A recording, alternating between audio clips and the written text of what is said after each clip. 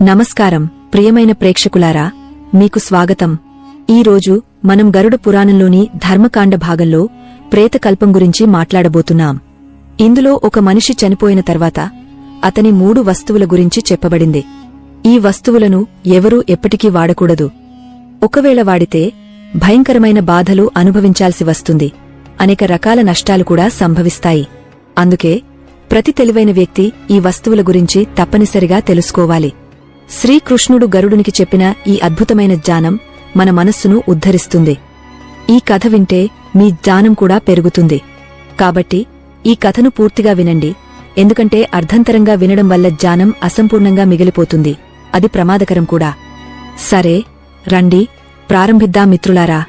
ఒకసారి గరుడు అంటే భగవాన్ విష్ణుమూర్తి యొక్క ప్రియమైన వాహనం తన మనసులో ఒక సందేహంతో ద్వారకకు వెళ్తాడు. అక్కడ శ్రీకృష్ణుడిని కలవడానికి చేరుకుంటాడు. తన ప్రియమైన గరుడుని చూసిన శ్రీకృష్ణుడు చాలా సంతోషిస్తాడు. హే గరుడా, ద్వారకలో నీకు స్వాగతం. నీ రాకతో నా హృదయం ఆనందంతో నిండిపోయింది. నీవు ఇక్కడికి రావడానికి ఏదో ప్రత్యేక కారణముందని నాకు తెలుసు. చెప్పు, ఏ పనిమీద వచ్చావు అని ప్రేమగా అడుగుతాడు. గరుడు భగవంతునికి నమస్కరిస్తూ గౌరవంగా ఇలా అంటాడు, ప్రభూ, నీవు సర్వజ్ఞుడవు. ఈ సృష్టిలో నీకు తెలియనిది ఏమీ లేదు. నా మనసులో ఒక సందేహముంది. దాన్ని తీర్చగలిగేది నీవు మాత్రమే. దయచేసి నాకు సమాధానం చెప్పు.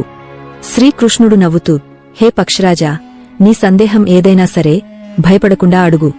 నీ సందేహాలను తీర్చడం, నీ సమస్యలను పరిష్కరించడం నా బాధ్యత అని ఆప్యాయంగా అంటాడు. గరుడు గంభీరమైన స్వరంతో ఇలా అడుగుతాడు, ప్రభూ, నా ప్రశ్నేది. ఒక జీవి చనిపోయినప్పుడు అది తనతో ఏమేం తీసుకెళ్తుంది? మరియు చనిపోయిన వ్యక్తికి సంబంధించిన ఏ వస్తువులను బతికున్నవాళ్లు వాడకూడదు? శ్రీకృష్ణుడు ఆలోచనాత్మకంగా ఇలా అంటాడు, గరుడా, నీ ప్రశ్న చాలా ముఖ్యమైనది. ఈ సంసారంలో పుట్టిన ప్రతి జీవికి మరణం తప్పదు. మనిషి ఈ లోకంలో ఖాళీ చేతులతో పుడతాడు, కాని చనిపోయేటప్పుడు 5 వస్తువులను తనతో తీసుకెళ్తాడు. అలాగే బతికున్నవాళ్లు చనిపోయినవాళ్ల 3 వస్తువులను ఎప్పటికీ వాడకూడదు. నీ ఈ 2 ప్రశ్నలకు సమాధానం చెప్పే ముందు ఒక బ్రాహ్మణుడి మరియు 5 ప్రేతాల కథను చెబుతాను. ఈ కథ వింటే నీ సందేహాలన్నీ తీరిపోతాయి. ఈ కథను జాగ్రత్తగా విను, ఎందుకంటే దీని ద్వారా మానవ జీవితంలోని గొప్ప రహస్యాలు తెలుస్తాయి.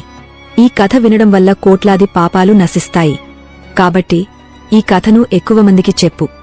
గరుడు భక్తితో, ప్రభూ, నీ కథను శ్రద్ధగా వినడానికి నేను సిద్ధంగా ఉన్నాను. దయచేసి ఆ పవిత్ర కథను చెప్పు